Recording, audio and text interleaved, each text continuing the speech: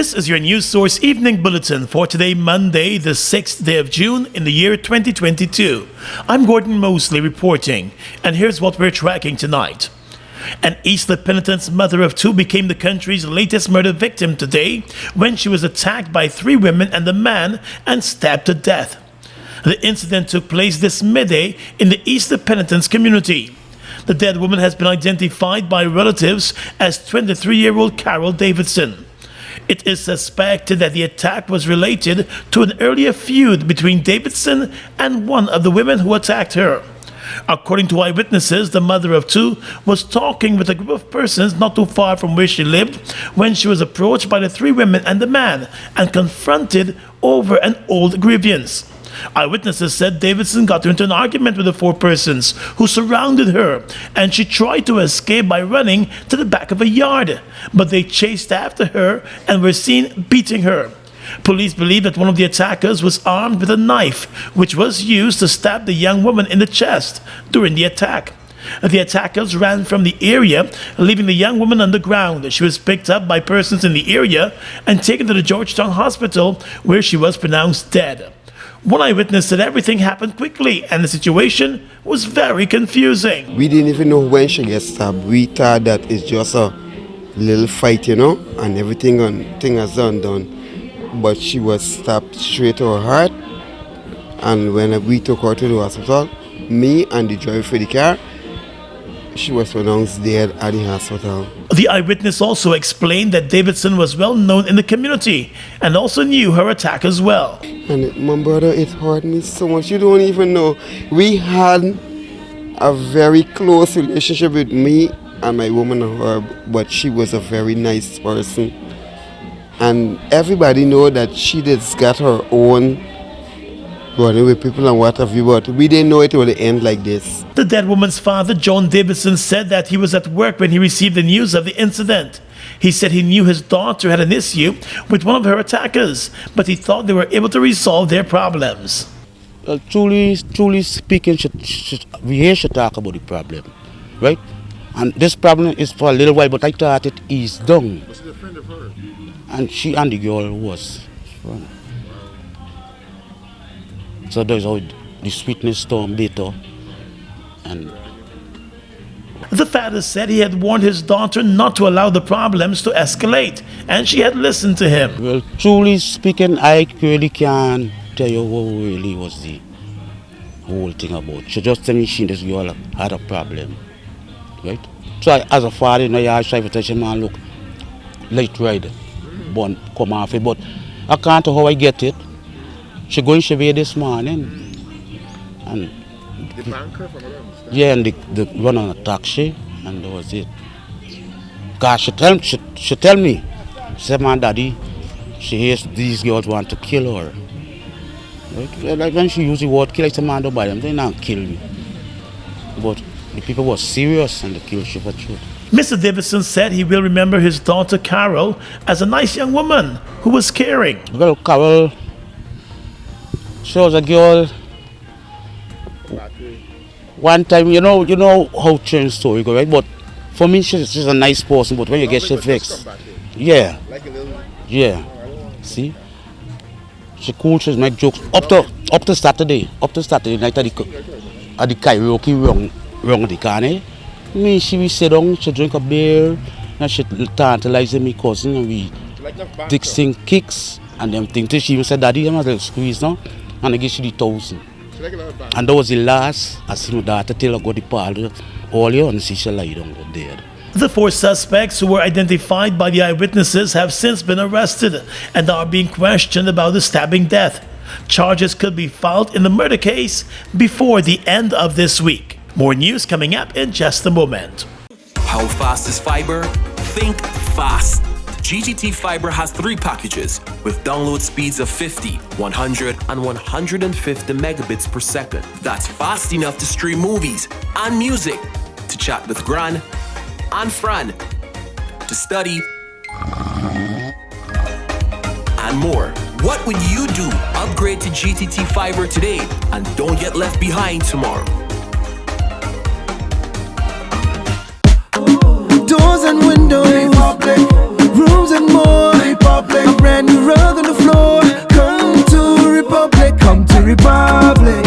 whatever you need, you got it. Come through and get your mortgage. Live the dream with Republic. 95 to 100% financing, 50% waiver of negotiation fees, plus one lucky person gets their mortgage paid in full. Turn someday into today. Talk to Republic Bank about your low-cost mortgage today.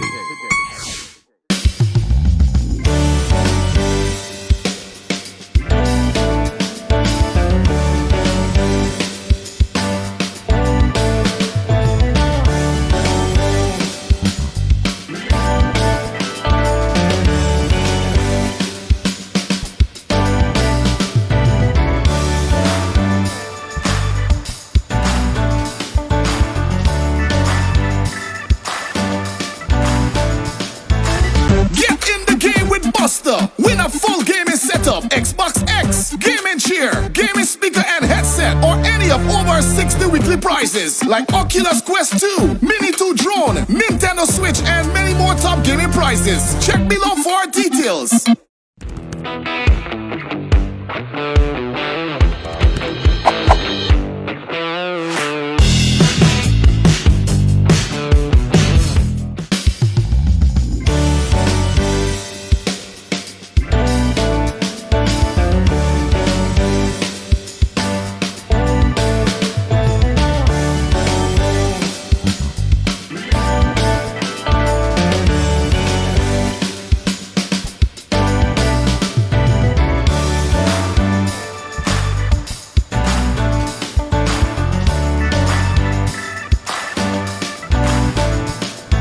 Police investigators are tonight continuing their probe into the shooting death of a man in the East Ruimveldt area early on Sunday morning.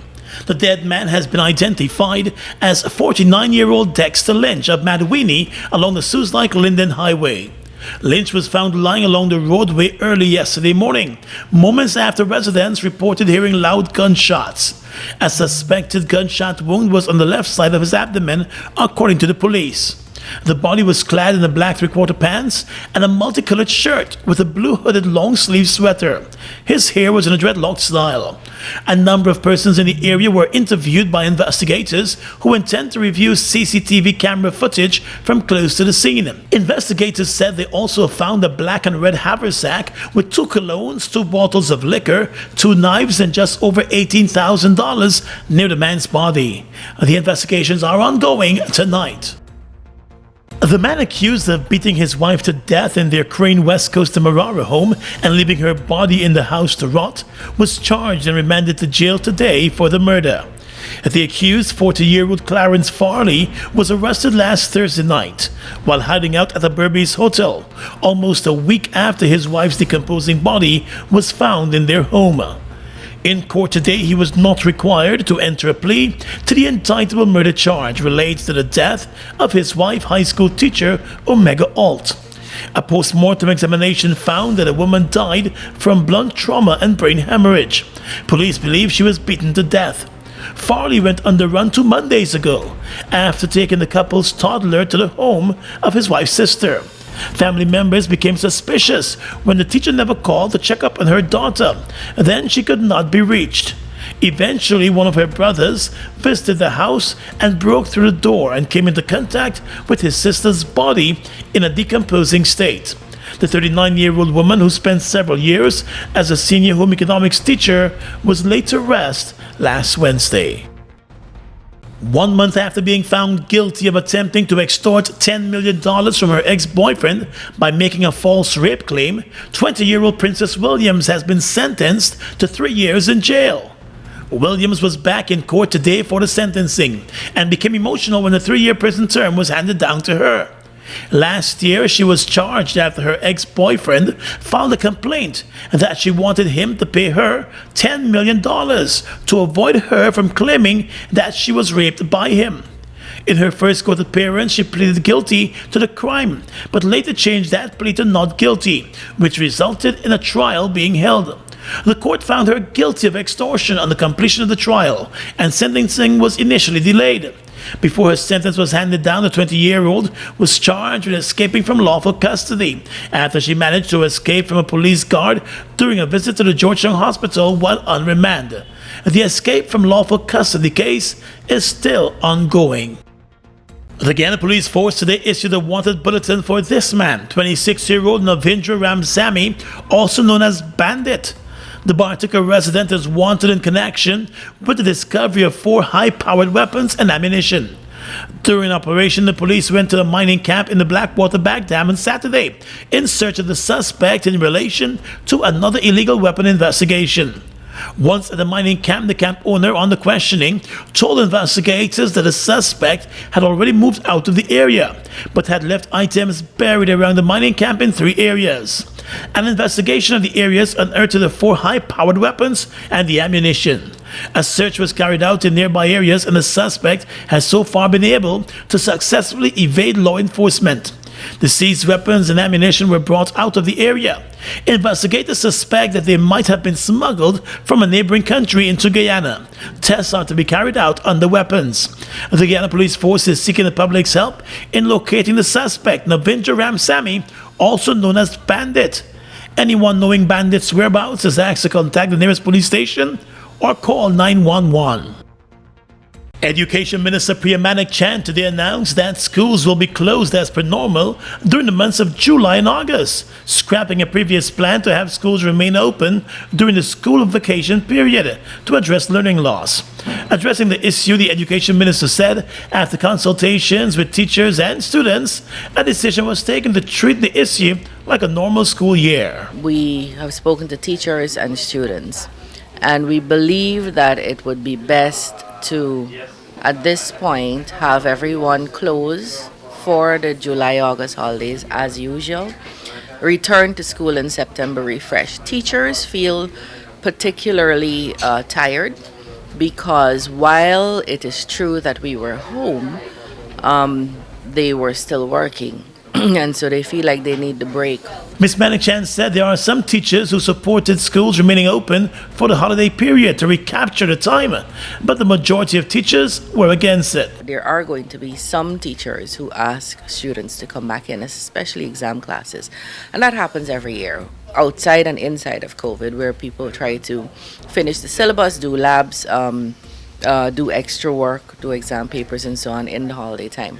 And that we're not stopping that. While schools will close their doors in July, the Education Ministry will be publishing courses of study for different areas on the Learning Channel and the new radio station being managed by the Ministry of Education. The Marriott International chain of hotels has announced that a Sheraton Hotel and Resort will be coming to Guyana. The Marriott company has signed an agreement with H Towers Incorporated of Guyana, along with the Tri-West Financial Group and Black Pearl Holdings of the U.S. for the project. The 2-tower, 200-room hotel will be built in Providence at the former H.J. Waterworld location. In a statement, the Chief Development Officer of Marriott International, the Caribbean and Latin America, said the company is pleased to expand its presence in Guyana and introduce a new brand to the country.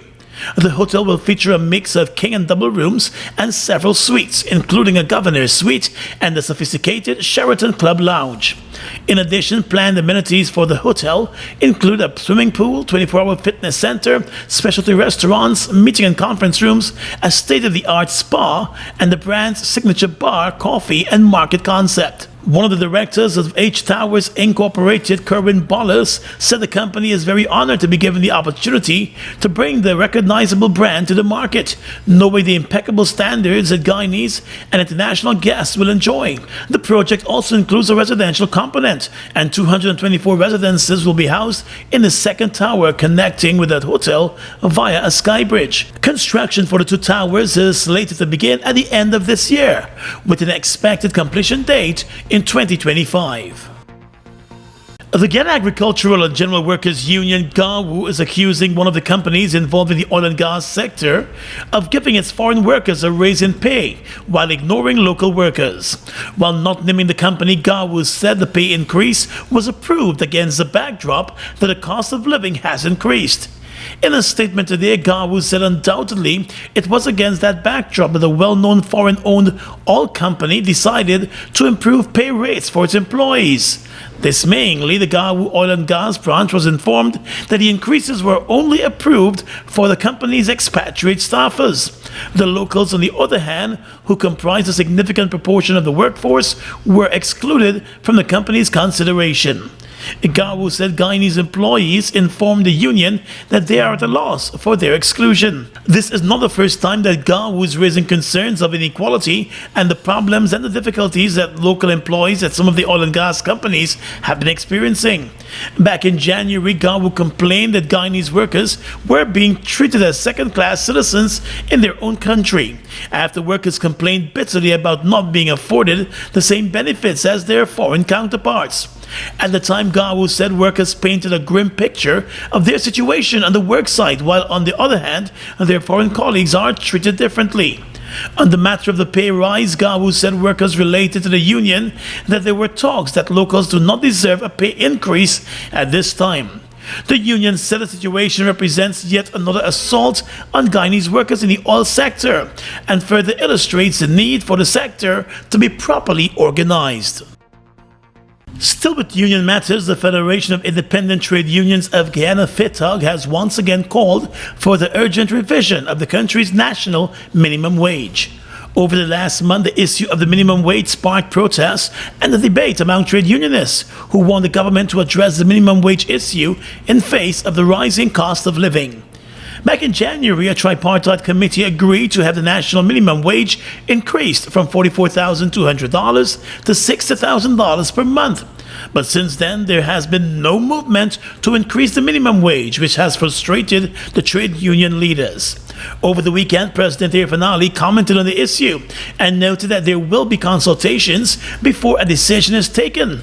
However, FITUG said it is taken aback by the president's position, since the Ministry of Labor was involved in the January decision. Discussions on the increase of the national minimum wage started back in 2020. However, with the COVID-19 pandemic, some private businesses complained that they were struggling to meet their overhead expenses. The private sector had also called for the postponement of the increase, given an inability to handle any increase to expenditure. Today, FITUG said it is seeking to play an active role in the consultations, which are to be convened by the Labour Minister. The trade union body said given the country's massive economic expansion, there is a need to ensure that all Guyanese enjoy a decent standard of living. The national private sector minimum wage has not been increased since 2017, when it was raised from an hourly rate of $202 to $255, taking the monthly salary from $35,000 to $44,200 for a 40-hour work week. On the other hand, the minimum wage for the public sector is currently $70,000 per month. A weather warning from the National Hydromet Office remains in force this evening, and they are warning that frequent and continuous rainfall and thunderstorms are expected across the country. The warning will expire within the next 24 hours. In a statement, the Hydromet Service said rainfall will measure between 1 and 4 inches across the country. Persons living in low-lying and flood-prone areas are being urged to be vigilant and cautious, as the weather conditions could cause significant flooding. Hilly areas are being warned about possible mudslides. Persons seeking additional information or needing to report any emergency weather-related incident are being encouraged to contact the National Emergency Monitoring System by calling 600-7500. Doors and windows, Republic. Rooms and more, Republic. A brand new rug on the floor. Come to Republic, come to Republic. Whatever you need, you got it. Come to and get your mortgage. Live the dream with Republic. 95 to 100% financing, 50% waiver of negotiation fees, plus one lucky person gets their mortgage paid in full. Turn some day into today. Talk to Republic Bank about your low-cost mortgage today. Have you heard the news? The CPL is back. Yes! The finals coming to Guyana. Absolutely brilliant. It's going to be a carnival of cricket. It's going to be a carnival of cricket. It's going to be a carnival of cricket.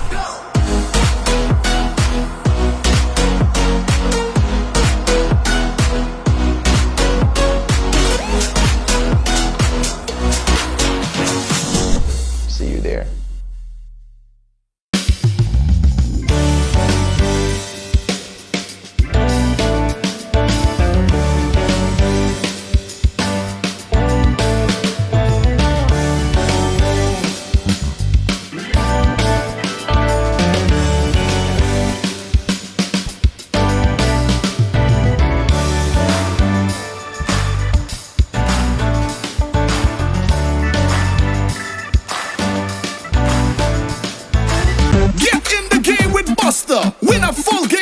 setup, Xbox X, gaming chair, gaming speaker and headset, or any of over 60 weekly prizes like Oculus Quest 2, Mini 2 drone, Nintendo Switch, and many more top gaming prizes. Check below for details. Fuel it up and drive, super 95. Tune up, fuel it up and drive, super 95. Tune up, protect your fuel system, boy.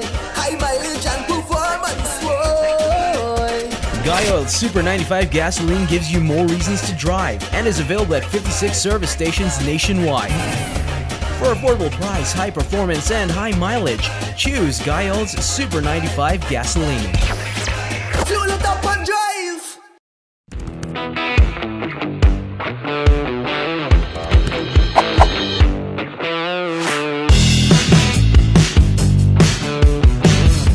Across the region tonight, the Prime Minister of Trinidad and Tobago, Dr. Keith Rowley, has accused the opposition of using xenophobic statements to hinder the immigration of the CARICOM Community Skilled Nationals Amendment Bill 2022, which he said could potentially harm the country's CARICOM relations. The bill was passed late on Friday with amendments with 19 votes for and 11 against. Speaking during the parliamentary debate, the Prime Minister took particular issue with the contribution of one member of Parliament. He said he was sickened to the court to accept that was a presentation in the Parliament in 2022 by a member of Parliament at a time when all they can do for themselves in the Caribbean is try and pick up the pieces. Rowley said the opposition going to Parliament to ask for justification for the bill, which was already happening in the Caribbean and has been ventilated at all levels, was backwards. He questioned the reaction of other CARICOM countries should they see a member of Parliament in the Trinidad and Tobago Parliament denigrating the country's attempts at the Caribbean single market and economy. The opposition in Trinidad has been contending that Trinidad and Tobago citizens will lose jobs to a flood of CARICOM nationals with the bill, while many remain without jobs after the height of the COVID-19 pandemic. The Prime Minister said the UNC, which is the opposition party, was putting Trinidad and Tobago's interests at risk in other countries, as Trinidad and Tobago was benefiting from the CARICOM movement among other territories and dominating markets. A court in Colombia has ordered that the president be fined and placed under house arrest for 5 days, citing his failure to comply with a previous ruling that demanded he protect a national park. Experts say the order by the court has no chance of being carried out. Colombia's president can only be accused and investigated by a special legislative commission and can only be tried by the country's Congress. The president was found to be in contempt of court for failing to enact measures to protect the Los Nevados National Park as ordered by Colombia's Supreme Court. The court also imposed a fine on the president of roughly $4,000 and ordered that he create a special unit of police or military members to help carry out conservation work at the national park. The president has insisted that his government has protected Colombia's national parks and complied with the order to conserve the Los Nevados National Park. And finally tonight, international news. British Prime Minister Boris Johnson has survived the cliffhanger vote of no confidence by his fellow Conservative Party lawmakers, prevailing despite deep disgust over lockdown-breaking parties at Downing Street and broad discontent with his leadership, which one former ally branded as charade. Johnson won the party-only secret balloting by 211 votes to 148, surpassing the simple majority of 180 votes that he needed to remain in office. Though he held onto his job, the vote was remarkably close for a prime minister who helped the Conservatives win a landslide election in 2019. His salvation may have been the lack of an obvious successor. There remains an active open rebellion from within the party, with many top voices now on the record saying that the Prime Minister is unfit to serve. And that's your News Source Evening Bulletin for tonight. I'm Gordon Mosley reporting and encouraging you to stay safe.